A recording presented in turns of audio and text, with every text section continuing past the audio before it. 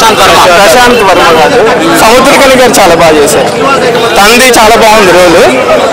Villain okay, hero కూడా చాలా బాగా చేశారు. VFX next level bro.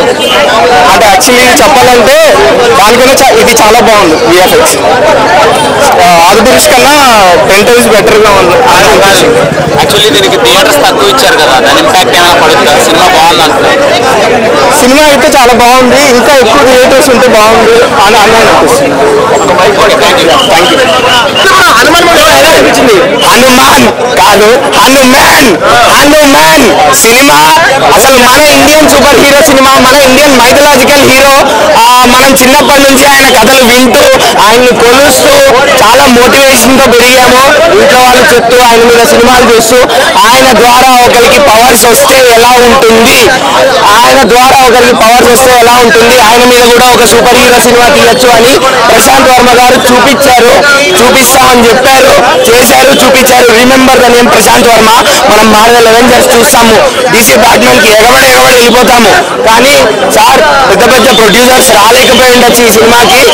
Limited budget లో చాలా ఫెంటాస్టిక్ గా తీశారు, చాలా ఫ్యాబులస్ గా వచ్చింది సినిమా మాత్రం.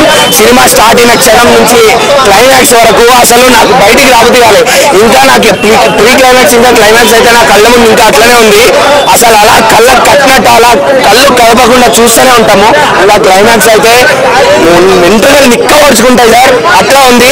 నాకున్న ఒక డిసప్పాయింట్మెంట్ ఏదో ఉంది అంటే అది ఏం లేదు, ప్రశాంత్ వర్మ గారు హనుమంతుడి క్యారెక్టర్ ఎవరు ప్లే చేశారు చూపిస్తారు అనుకున్నా కానీ చూపించలే. అదొక సస్పెన్స్ మాత్రం పెట్టారు.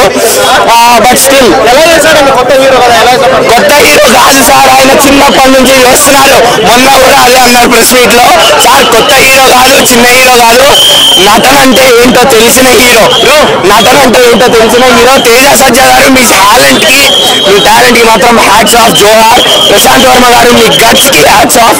ఖచ్చితంగా మీ రెండో సినిమా 2025 లో సెకండ్ పార్ట్ అని చెప్పి రివీల్ కూడా చేస్తారు. ప్రశాంత్ వర్మ సినిమాటిక్ యూనివర్స్ కి ప్రొడ్యూసర్స్ మీద వస్తారు, ఇస్తారు బడ్జెట్, దీనికి సినిమా ఇప్పించారు కదా కావాలని. దాని గురించి సార్ అది మనం ఏం చేయలేము, ఎందుకంటే ఇది చిన్న బడ్జెట్ మూవీ.